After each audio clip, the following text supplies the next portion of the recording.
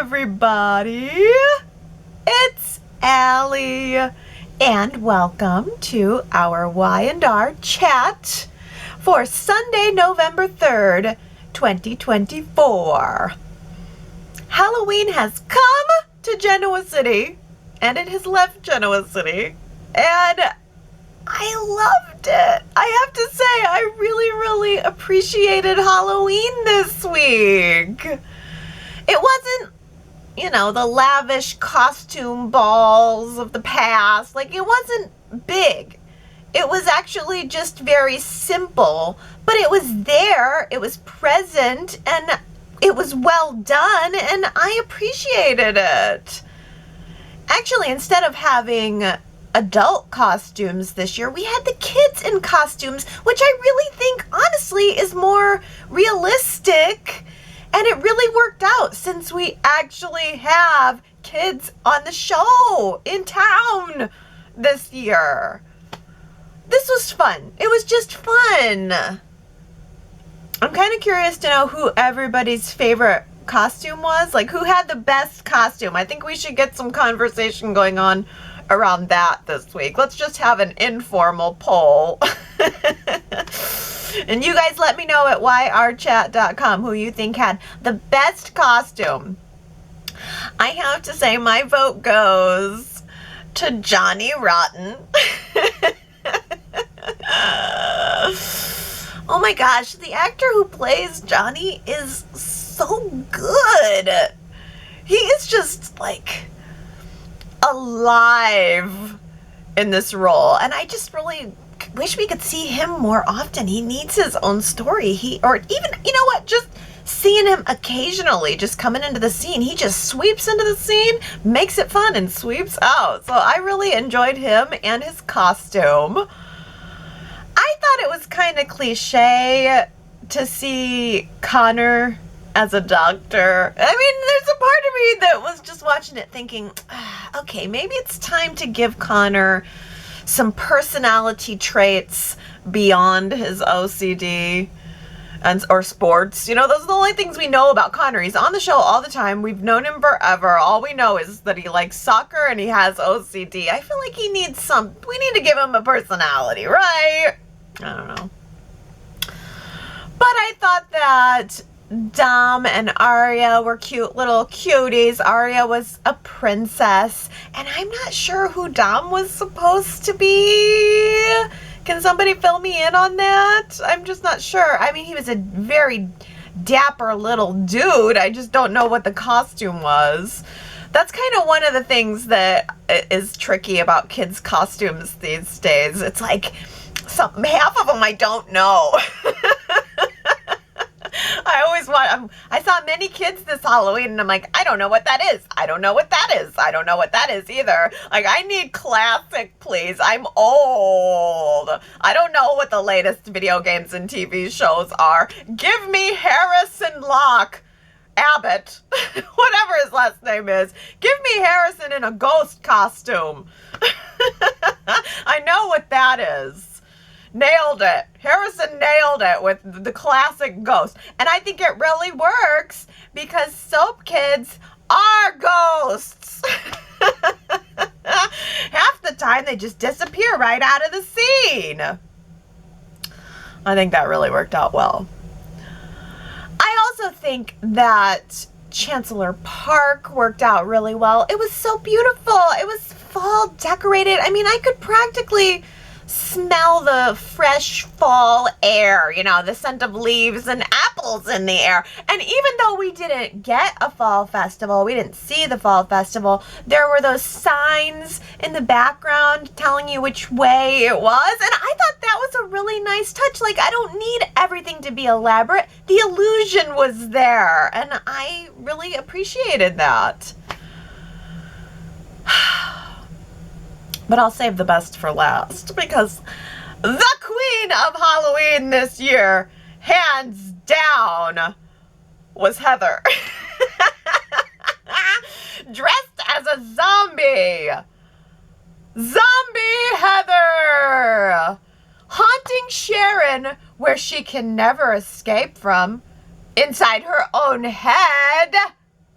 Oh, that was so fun. I just felt like it was partly spooky, but it was also partly ridiculous. I mean, seeing this apparition of a dead woman riding around in the back seat of Sharon's car. And then I think it was Thursday, the final scene of the show was Heather standing in front of the Chancellor Park sign where there's all of these decorations and like this big bunch of balloons behind her head. I screen capped it because it was just like zombie Heather standing next to a bunch of balloons. It was silly. But it was also ridiculous, and that's exactly the right tone of this story. That's the tone that the story has had all the way around. Sort of silly, sort of serious. And it's been sort of silly, sort of serious since the day that Cameron showed up in his bloody shirt. And now Cameron has, I guess, been replaced by Heather herself. It's perfect. We got 2 arrests this week. 2 arrests for the price of 1. One was real and one was imagined. So Daniel got really arrested, and Y&R really pulled out all the stops to make those scenes dramatic. Last week we had all of the CSI stuff, and then this week we got a full booking. I mean, Daniel got mugshotted and fingerprinted. It was all very dramatic. Also got a good couple screenshots out of that. But Daniel was actually released very quickly. He maybe spent 1 night in jail for murder. Murder someone, just 1 night on a cot. Of course, we know he didn't do it. But Daniel got out of jail just in time to express his Halloween horror to Tessa. Really great scenes on Friday of Daniel and Tessa. I loved her suggestions. I loved her advice. She told him, you know what? Let's put the monsters away. And he literally helped her put the Halloween decorations away, to undecorate Halloween. And when it was all finished, he had this sense of, all right, it felt like he was anew after that. Like, okay, I'm putting away the horror of what happened, and now I'm refreshed. Now I'm ready to fight. I thought the whole thing, that scene was really nice. I also appreciated the way that Tessa said, look, I don't know the evidence against you, but I believe that you are innocent. And I thought that was a lovely leap of faith on her part, because Daniel is innocent, and now Daniel seems to have this new resolve to prove his innocence. He intends to find Heather's real killer, and he's got Christine in his corner. There is nobody that's going to fight harder for Daniel than Christine as a lawyer. And Christine has realized, believe it or not, that the best way to defend Daniel is to entertain Phyllis's theory that Sharon is the real killer. And it's not because Christine believes it, but it's because Christine sees this as a way to prove reasonable doubt, to prove that someone else could have been Heather's murderer. And it seems like the more that if you know, this theory has floated into Sharon's mind since Nick told Sharon that Phyllis thinks Sharon's the killer, that Phyllis is essentially onto her, and as that thought has crept into Sharon's mind more and more, it's really pushing her buttons. This week she dreamed that she was arrested for Heather's murder, and when she woke up, she had this, I had the feeling that maybe she was almost wishing that it would have been true, because once the truth comes out, maybe she would feel relieved that she doesn't have to hide it anymore. I just wonder if Sharon is in some part in the back of her psyche wishing that she would get caught just to end the madness. After she woke up from the dream, she had this very dramatic moment where she sat down on the steps of her house and she said, I can't live like this anymore. And I think she means it. I think she's going to crack. Next week in the previews, oh my gosh, this is going to be so good. Phyllis is telling Sharon, I know what you did, and I approve. That's so smart, really, truly. Like, there's a little bit of reverse psychology going on there, and I think it's great. Phyllis has come up with the idea of reverse psychology-ing the psychologist. Yes. Do you mean to tell me that Nate is going to have a sexy new bad boy brother? Thank you, Y&R. Christmas is coming early this year. Woo! Please put a bow on him. I am all for this, obviously. I know he's gonna be sexy. I can tell that whoever it is, he's gonna be sexy because he shares genes with Nate, so... And I know he's gonna be a bad boy because his name is Damien. That's a dead giveaway. And apparently, he's an off-the-grid kind of guy. Ooh, nothing says bad boy like off the grid. No social media presence, no internet presence, nothing. Mom can't find him. Can you even imagine in today's day and age not being able to find someone online in like 5 seconds? Or maybe Amy is just not good with technology. So, Amy Lewis, not the original Amy Lewis, a recast of Amy Lewis, has shown up at Nate's door to deliver him the news that a long time ago, she had an affair with Nathan Sr., Nate's dad, and she got pregnant and passed the kid off onto someone else. A wonderful man, apparently, who frankly did not deserve to be lied to, but whatever. He's dead.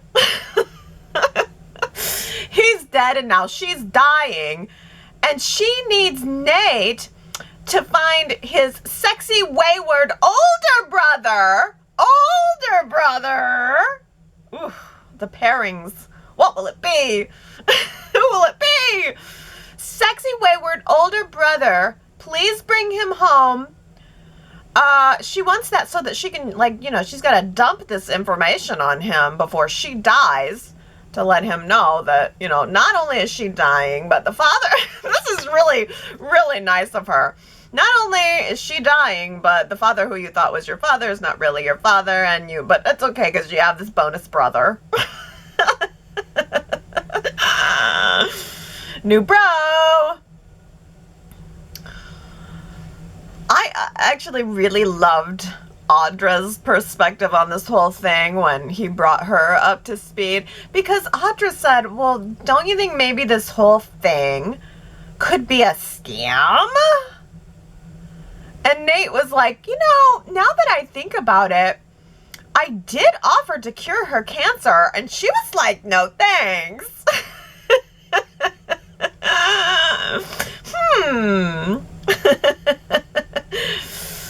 Oh. No, I don't think it's a scam. Maybe I'm being naive. I don't know. I think it's for real. And I can't wait. I really can't wait. I love that Nate is getting some focus here for, just, I want to see, I have to see him doing something other than just making out with Audra on the couch. Especially because, I don't know. Can somebody please tell me why I feel nothing for Nate and Audra? It makes no sense to me. Like, I can't even piece together my own feelings on this because I love Nate and I love Audra and I should love Nate and Audra together, but this relationship is just such a bust for me. Can someone enlighten me as to why that is? Is anyone else feeling that way? I don't know. But I also like this story for Nate because Nate is a legacy character. I mean, we saw the flashbacks this week of Lil Nate, you guys. And you know what? Lil Nate was a pretty big part of the show back in the day. I mean, for a kid, he was there. Y&R featured their kids back in the day, and they're doing a good job of that now, by the way. But he was there. He was a part of the story, and let me tell you, it really messes me up to see those flashbacks of Lil Nate's cute little face, and then to realize that all I want is for Big Nate to take his shirt off. Aw, Kyle has decided not to move out of the Abbott mansion after all. Gee, isn't that nice of him? Isn't he really stepping up for the family now? Hey, maybe he can also make the time to steal a few more family company secrets while he's still living in the house.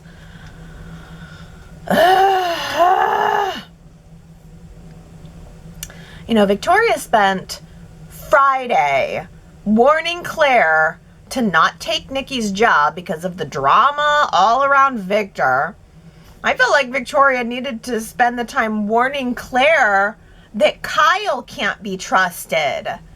If Nikki found out that Victor is the owner of Glissade, I'm pretty sure Victoria knows. So she would know that Kyle is part of a plan to hurt his family. Why would she want her daughter hanging around him? But it's pretty clear to me that Y&R's trying to soften Kyle up now. He was able to spend Halloween night with Summer and Harrison trick-or-treating, stealing some lollipops and chocolate eyeballs. And yes, those scenes were cute and touching, but I am not going to be so easily swayed back to his side. It is going to take a lot more to trick me into treating him. I'm going to hold a grudge on this one. But kissing is a good start. As a way back into my heart. Hey, my lock is not real hard to pick. The key's right there. Anybody can grab it. And I do appreciate Kyle and Claire just throwing caution to the wind and digging into that kiss like it was digging into the candy bucket, I mean, they've been dancing around it for weeks and weeks, and this week they just went for it. I am sure that Claire will think twice about getting into the family business when her grandfather ends up firing Kyle and hiring Diane instead. Guys, is Diane for real? I was completely convinced that Jack and Diane were faking their breakup. I thought the whole thing was a complete ruse. And now I feel like I was completely wrong. I mean, like 2 weeks ago when it all started, and even last week, there was not a shred of doubt in my mind that this whole thing was fake. And now I am all doubt. I don't know. And I kind of love it. I kind of love that I thought something and now I'm like, I don't know if I'm right. That's fun. so I'm enjoying being potentially wrong. But Diane even went to Victor and asked him to fire Kyle and put her in charge of Glissade. Is Victor gonna do that? I don't know. He told Nikki that he was done revenging on Jack, that Jack had suffered enough. And I mean, Nikki was already upset to find out that Victor was the secret owner of Glissade and that it was all a plan against Jack. But Victor soothed it over by saying, no, I'm done with Jack. She is going to be really freaking mad at him if he goes and hires Diane now. She's mad at him for all that. Plus, she's mad at him for now making an enemy out of Lily. So, I don't know if he's going to... I don't know. Is he going to do that? Is Victor going to fire Kyle and hire Diane?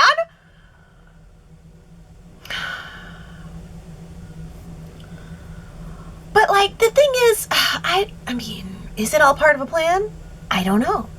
Diane's whole personality change, to me, is so stark. Like, I heard everything that Diane said this week to both Victor and also to Tracy. Diane was saying, you know, she just wants everything that everybody else wants. She just wants a career. She just wants to be successful. And so why is she vilified for it? I get that. I get everything she said. But the only one who was vilifying her, really, was Kyle. Jack definitely was unsupportive. But it was of her firing their son from the family company. There's some wriggle room there for interpretation. And also, I feel like Jack never tried to stifle her in any way. So, with her career, he gave her the opportunity. He trusted her. He wanted her in the role. He didn't waver on that. So, it just feels very out of left field for Diane to now be telling everyone that all she wanted all along was the career. And she's admitting to everyone freely that, you know, you were all right about my intentions. You were right about me all along. I don't know. Something is just off, but I don't know if it's off because of plot or off because of, like, is it an abrupt storyline change?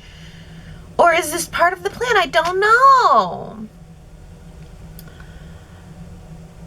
I am certainly going to be interested to see what Ashley has to say about the whole thing when she gets back into town. I guess in 2 weeks for this wedding. 2 weeks? Abby is expecting Sally to drop everything and design and produce the perfect wedding dress for her in 2 weeks? And Sally was so calm about it. She was just like, here's the dress. Oh, you want that alteration? Let me just on my tablet. There you go. Oh, it's perfect. What do you know? I think it honestly would be a whole lot more fun to see Sally stressing over the whole thing, because in reality it's a totally ridiculous task to put this dress together in 2 weeks. Sally is going to have to be pulling all-nighter after all-nighter to get this done. I mean, for the next 2 weeks, Sally is going to be surrounded by nothing but tool and takeout containers. Well, I think it is really childish of Lily to threaten that she might just miss Devon's wedding, might just miss her brother's wedding, because she doesn't want to be around Nikki and Victor. I mean, I know, she has a right to be upset with them, but that's so selfish. What has Devon done to her lately? You know, why would you threaten that? Why would you not want to be there for him? They're two separate things. You can be mad at Nikki and Victor, but you also need to be supportive of Devon.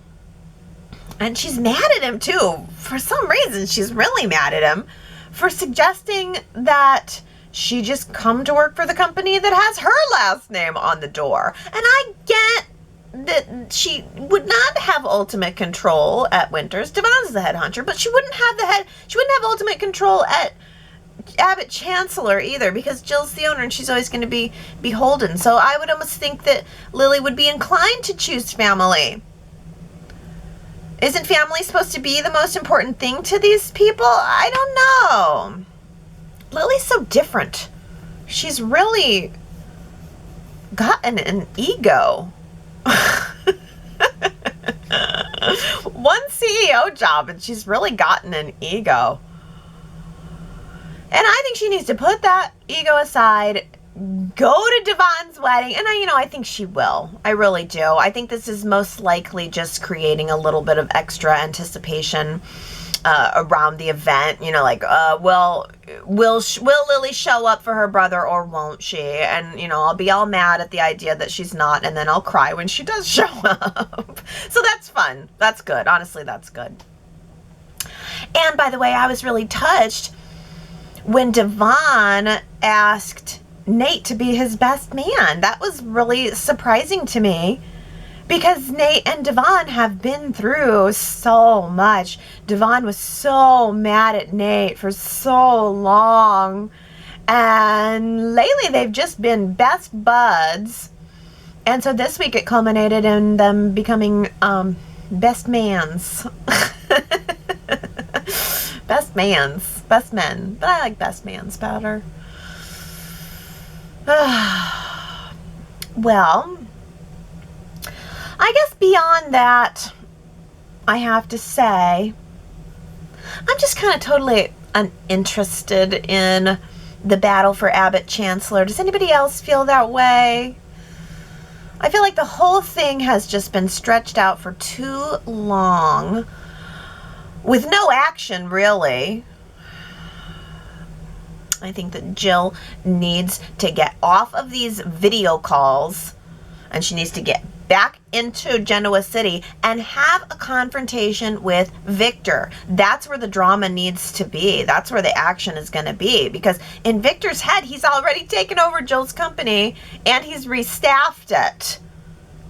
I think Jill needs to remind Victor, who actually owns it, because, oh yeah, did you forget, Victor? You sold it to her. In other complaints, I'm flipping through my complaints file, and I have to say, when Adam and Chelsea first hooked up, that I was like, yes, ooh.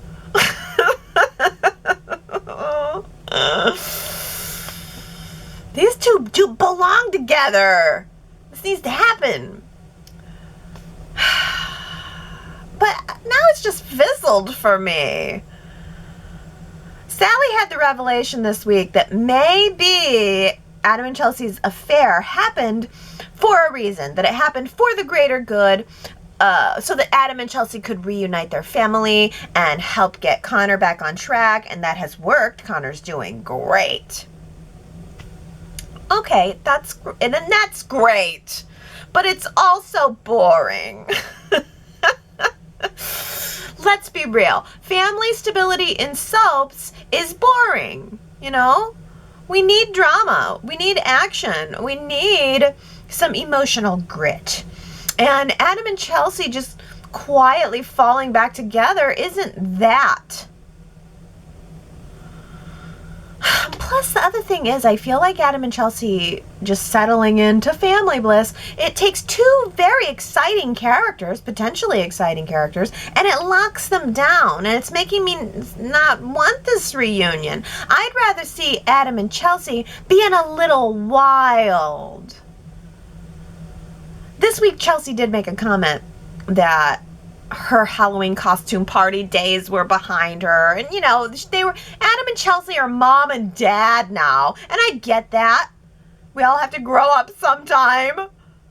But this is daytime.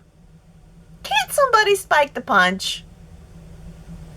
I have never, in all my 30 years of watching soaps, heard anyone ever use the word asshat. So I have to say congratulations to Nate for taking that crown. First man on Young and the Restless history to ever say the word asshat. He was talking to Audra, saying, speaking as a former backstabbing asshat, I couldn't believe what passed into my ears. Congratulations, Nate. You shocked me.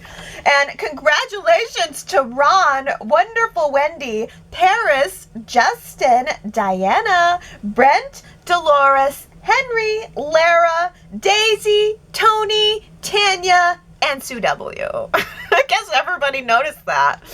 It must have just clunked into everybody else's head the way it clunked into mine. All right, let's do a new quote. Here it is. Maybe Mercury is in retrograde. Is it? Maybe Mercury is in retrograde. Who do you think said that? If you know, you should go to yrchat.com to leave your guess. And if you guess it right, then I will give you your shout out during next week's Y&R Chat. Well, it is time for some comments. Starting out with comments about last week's poll. Whoa, I asked you guys, Billy and Sally, hot or not? 69% say not? I was expecting 69% to say hot. That would have been ironic in a numbers sort of way. But also, I'm shocked that 69% of you don't think that Sally and Billy are hot at all. Kamna voted not, saying it feels forced. And you know what? I think that's probably the prevailing feeling here. It is kind of they're together by default. But Sue W says voted hot, because the potential is certainly there for those two attractive singles to sex it up.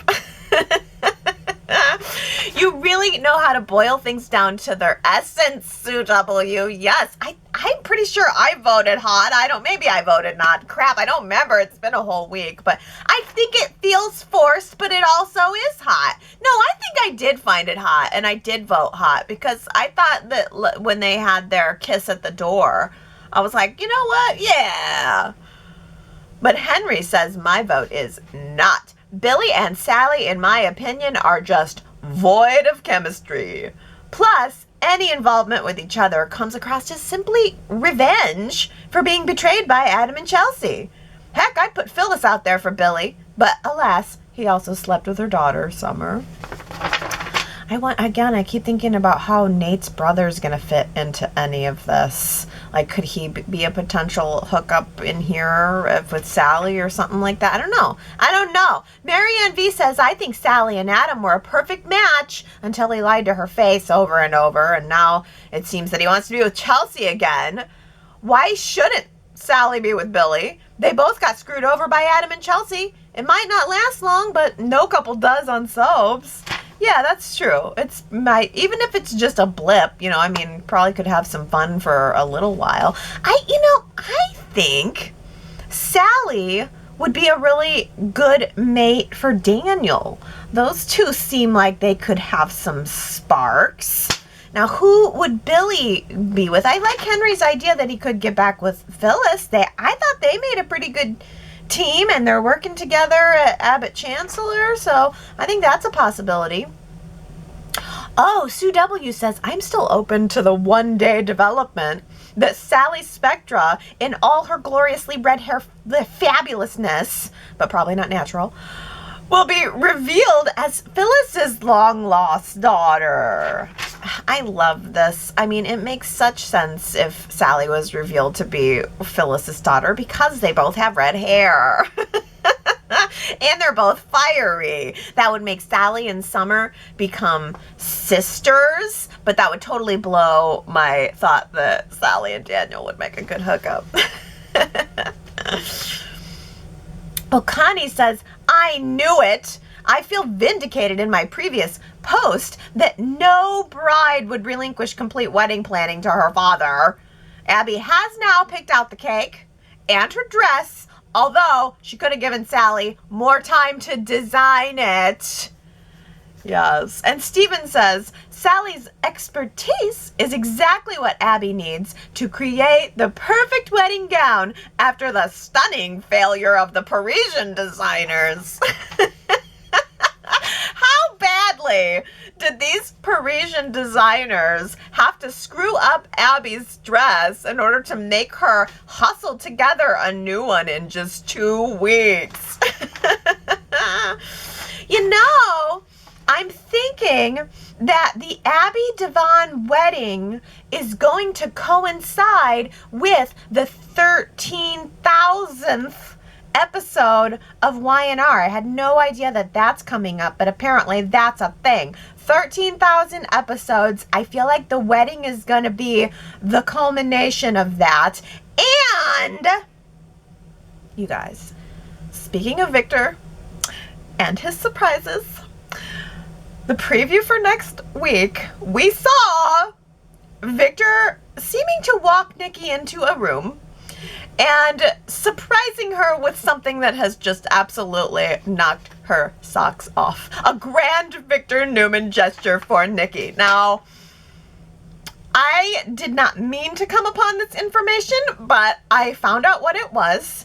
And I just want to tell you guys, next week, Friday, November 8th, you cannot miss The Young and the Restless. Now, I am not going to spoil it for you to say what it is. And I really don't want anybody else to spoil it for anybody else either, because this is going to be the most glorious, wonderful treat to you. You are going to love what Victor has done for Nikki. I haven't seen the scenes. I haven't seen nothing. The sheer news of what this is going to be brought me to tears. I am not kidding you. I sat at my laptop and cried. I feel like letting it be a surprise, like if you're just watching the show on Friday and you don't know what's happening and then all of a sudden it happens, I feel like that's a wonderful gift to yourself that you're going to really appreciate it. So I'm not going to spoil it. I hope nobody else spoils it for you. Let this be a surprise to yourself. Don't go searching it out. I know I'm hyping it up, but only because I don't want you to miss it. And I want you to be anticipating it, and then I want you to feel I want you to feel the joy of the revelation. That is all I am going to say. Okay. Moving on. Tanya says, it looks like Ashley's coming back soon. Even though I'm glad she's coming back, she's always been my favorite Abbott. I just wish we would have saw her in the hospital. I mean, I wish we would have seen her progress instead of being told by the character. It would have been good if we saw her in a room, her expressions. I just wish we would have seen her being treated at the hospital, because I don't like how it was all off screen and now poof, she's better and nothing ever happened to her. She wasn't on vacation. She was in the hospital getting treatment, and it's sad that we didn't get to see that. Don't get me wrong, I'm glad she's doing better, but I just wish we could have seen her getting treated instead of having characters mention how she's doing better. Yeah, you know, Y&R did drop that a bit. You know, it doesn't bother me, but it was such a huge front burner story, Ashley and her mental condition, and then they teased that she had some kind of childhood trauma. And I really thought, oh, well, that's going to be the beginning of the next part of the story. And then all of her treatment, all of her exploration of that was done in Paris, off screen at some facility. Now, is Y&R going to bring Ashley back and really explore that, or are they just going to drop it all together? When she comes back for Abby's wedding is not the time to do it. It needs to be all focus on Abby and Devon at their wedding. But after that, is Eileen Davidson going to stay around, and are we going to get some follow-up on Ashley's story? I think that's a good question. Tanya also says, as much as Kyle is a jerk, I enjoyed the family scenes with him, Summer, and Harrison. I honestly don't want Claire and Kyle to get together, and Claire deserves better than Kyle. Victoria and Cole gave Claire good advice, and I'm so glad they told Claire the truth and warned her about the whole Victor's company takeover thing. Yeah, I know. But you know what? I have to say, this is a good comment from Daisy, who says, it's not all Victor. Victoria failed to talk to Claire about what she herself did to Newman Enterprises, nearly allowing her significant other to take it from the family twice. And Victoria also did not speak about how Catherine left the company to Victor, but then Victor sold it to Jill. And Jill, knowing how Billy operates, left him in charge without any fail-safe for Lily. And Lily thought she would one-up Billy and take him out of the company, which she found out about. So Victor's not the villain. Well, sometimes he is. But in this case, I think he wants to do right by Catherine and ensure that she still has a legacy. Jill could have left Lily fully in charge, but she didn't. Lily could have either stayed with Devon's company or told Jill what Billy was up to early on, but she didn't. So I really hope that Victor takes over Chancellor again and puts Nikki in charge. I think Jill will be very happy with the money Victor gives to her and the plaque with her name on it at the entrance wall.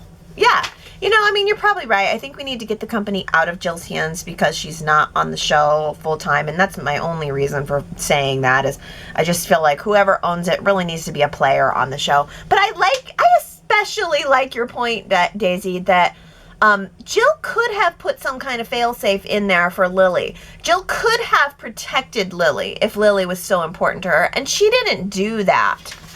I mean, it's also a fair point that Victor's not the only, it's not all Victor's fault, and that he was meant to be the original owner. Well, Victoria says, if Diane is faking her breakup with Jack, Susan Walters is not giving anything away. When Diane saw Kyle and Jack at the club bar, she didn't look relieved that Kyle was speaking to Jack. I'm sad if they're headed for a breakup, for real. Diane really seemed like a good fit for smiling Jack. I was so happy Jack finally had love in his life, and now he's back to grimacing and being angry. You know what? It's true. I keep watching Diane's reactions, waiting for any hint that any of this is fake, and I haven't found any reasons to doubt it yet. Well, moving on to the topic of Nate, Henry says the current storyline that appears to be developing for Nate to have a half-brother is, in my opinion, not needed at this time. What is the point? Have the writers realized that since Elena appears to be out of the picture now, no pun intended, that there's nothing that would make Nate more interesting? Nate's involvement with Audra isn't a big deal. Nate being Devon's best man is no big deal. Well, I suppose I've answered my own question. Maybe the half-brother storyline is needed at this time for Nate. I guess it will be interesting to see what new character they will bring on to play the role of Damien, Nate's long-lost half-brother. Will he be someone that will be soap and screen friendly? You know, another question, Henry, is he someone that we already know? Does anybody know any casting information about Damien? Could it be that they're bringing somebody on from, how Y&R loves to pluck people from other soaps, famous names from other soaps? This would be a great time to do that. I don't know who the candidate would be. Or maybe they're going to give us some fresh meat. But the fact that he's an older brother, maybe they could pluck somebody from Days or General or somebody that the viewers would know. Sue W. says, I agree, what's the point? I have zero interest in Amy Lewis. Don't recall her from the past either. Nor do I have interest in the presto long-lost Damien. I am definitely open to new characters and stories, yet these developments are generating no excitement for me. Although, if Damien has the same genes as Nate and Malcolm, then I'll get excited very quickly.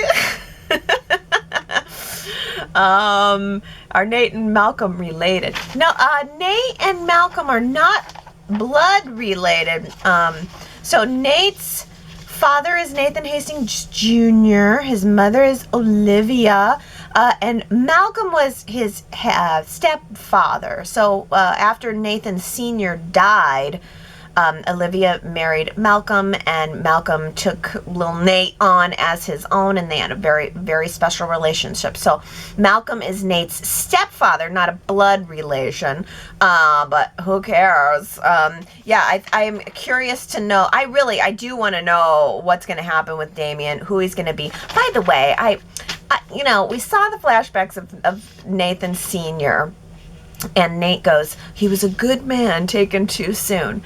And I thought to myself, okay, well, there's two major, there might have been three actors who played Nathan Sr., but there was kind of like two of them were a little more major. There was the original guy who brought Drusilla onto the show. He worked with Paul, or he was either a private detective or a police or something. He was involved in there, and I'm sorry, I'm not a human Wikipedia, but he was before my time.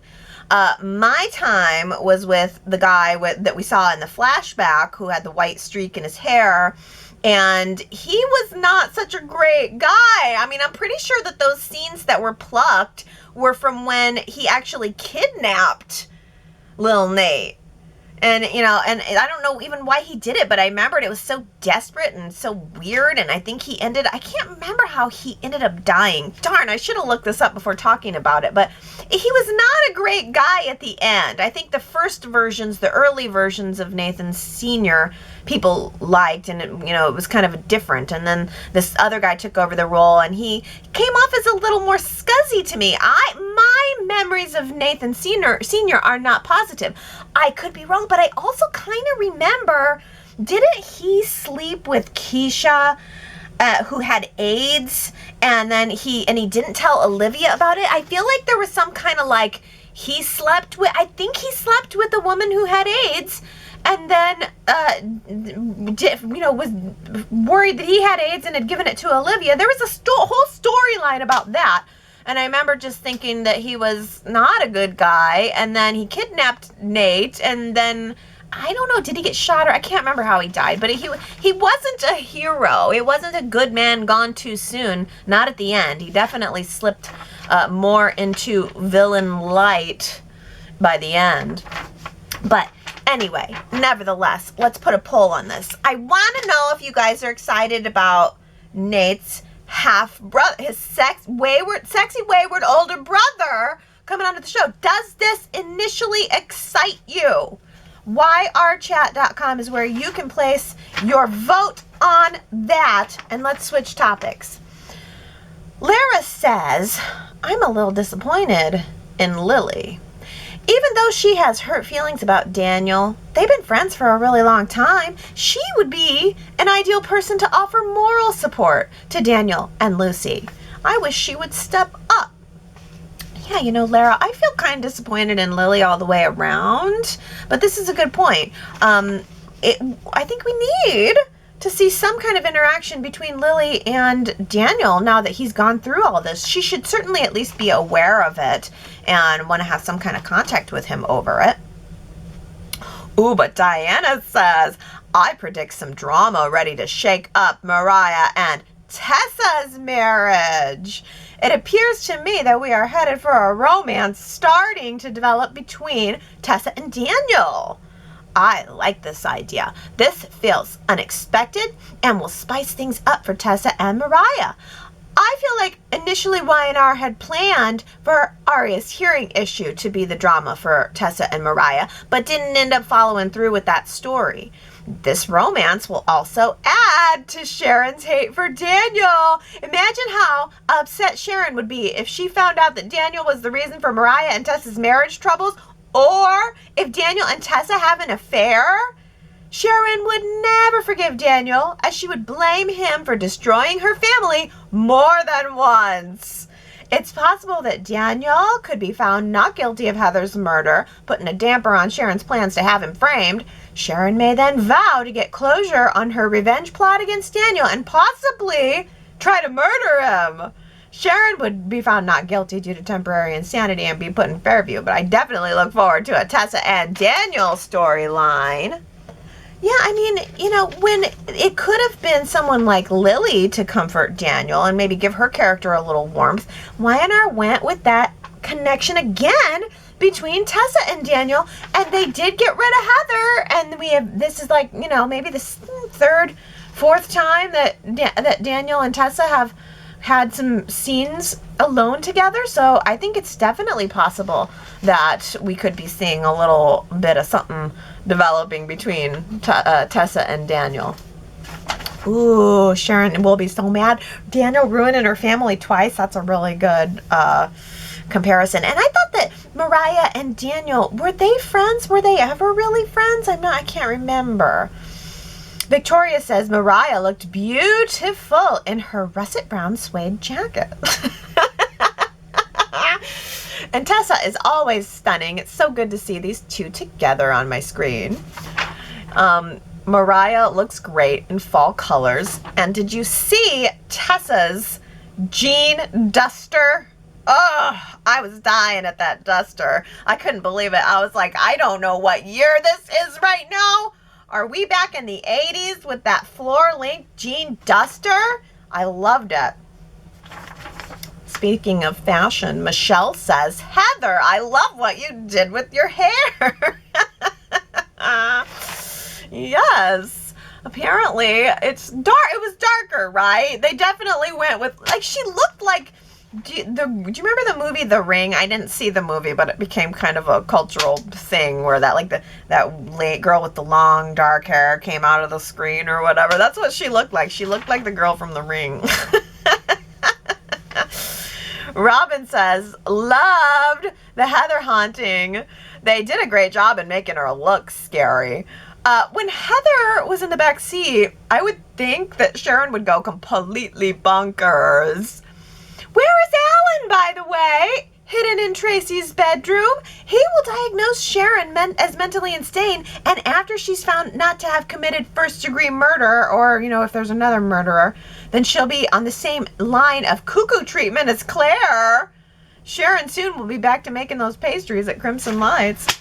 Now, that's a connection that I did not make, Robin. That's really good, that Alan might be the one to diagnose Sharon or be involved in her, miracle turnaround at Fairview, just like Claire. She's going to go into Fairview, and in 2 weeks, she's going to be back to baking pastries. Well, Gary asks, is Cameron Kirsten on vacation?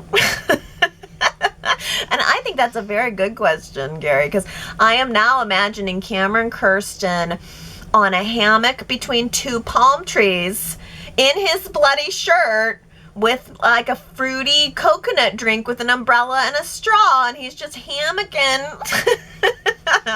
on vacation. Ghost Cameron. Tina Cole says, yay, I loved seeing Halloween and the costumes on Y&R. Also, as the mom of a 1-year-old, I don't know how Abby and Devon and Mariah and Tessa pulled off that Halloween trick. Both Aria and Dom just sat there calmly and quietly and played while the adults got to chat. My 1-year-old would be running all over the place or wanting me to hold him. Oh, Tina Cole, did you do a Halloween costume for your 1-year-old? You have to let us know what the costume was. At 1 though, it's kind of tough. I mean, they make Halloween costumes for 1-year-olds. I think I've always done Halloween for my daughter. I think the first time I just did her in like a little kitty dress, like a little kitty jumper, because I knew she wasn't going to keep anything on. So you'll have to let us know what costume you picked. Kamna says, kids in costumes and a ghost for Halloween. I can't wait to see what we get for Thanksgiving. You know what? It seemed like for a while Y&R just stopped doing holidays. I think it was kind of during COVID when it was like, you never know when the show's going to get preempted, and then all of a sudden, it's not evergreen anymore. If the show gets preempted for a month, who knows? You're going to be airing Halloween episodes in February. So they did stop doing holidays for a while, but it's back. And you know what? Again, I just want to say I think this was really well done. Everything about this Sharon murder storyline felt so Halloween-y leading up to Halloween, and then for the Halloween episode have that haunting. That was really smart.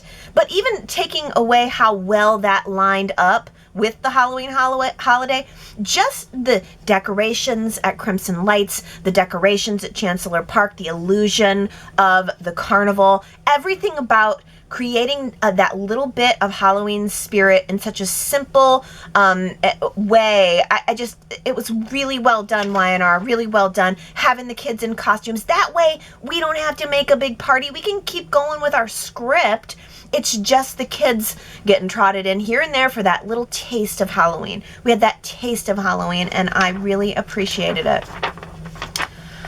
Oh, but speaking of that taste of Halloween, Diana says, what was not realistic was when Harrison was asked to pick a candy by his dad, and he reached in and picked a candy without really looking at his options.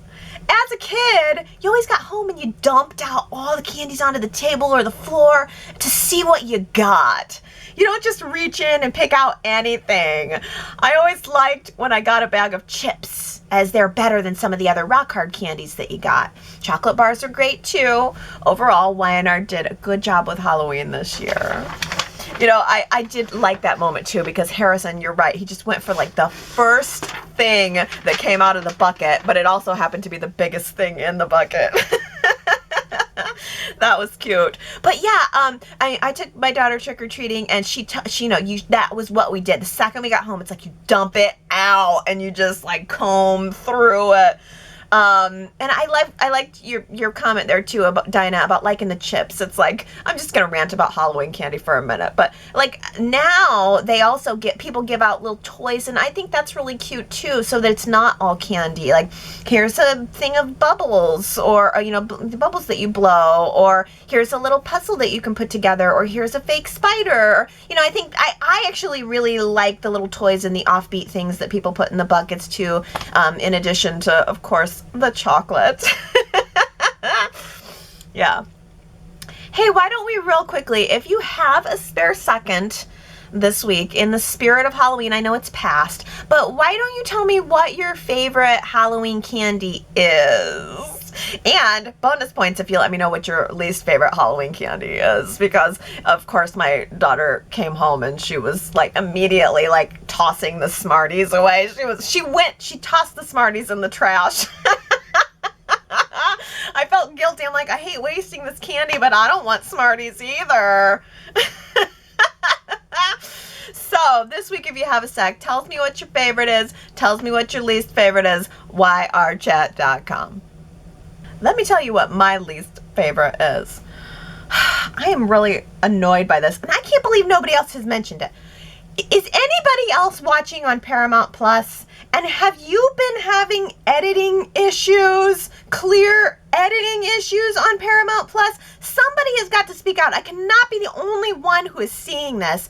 Like 2 or 3 weeks ago, the scenes were edited out of order. Like it was clearly whoever edited the episode together put the scenes out of order. And I was like, okay, I have never seen that before. I mentioned it at the website, but nobody else jumped in and said that they saw it, or maybe one person did. But then twice this week, the scenes were repeated. It was like you would watch a section of the show, and then suddenly that section would get repeated, and there was no fix. So I feel like I probably didn't even get all the scenes for those episodes. Literally like 2 or 3 scenes repeated in the episode. Is anybody else seeing this on Paramount Plus? Maybe the way they edit the broadcast show is different. I don't know. Maybe it's not happening if you're watching on DVR. But if you are watching on Paramount Plus, I don't even know, maybe it's not the same if you're watching on CBS.com. I don't know what the process is for editing. But if anybody else is watching Paramount Plus and has noticed these duplicate scenes, you would not have missed it. If you were actually watching the show, you would be like, we just saw this scene. Why is this scene happening again? please leave me a comment this week and let me know that I know I'm not crazy. I know it happened, but leave me a comment and help me vindicate my rage. Rage. Okay, I mean, I know there's many other things that you're gonna have to say this week, so you can leave other comments at yrchat.com in addition to your favorite candies, worst candies, and complaints about Paramount Plus. But that is it for me. That is my Y&R Chat. I hope you enjoyed it. I hope you come back next Sunday. And I hope you have a really good post-Halloween. Fall is here season. Let's enjoy this last little bit of nice weather. And I will see you next Sunday. I love you guys. Have a good week.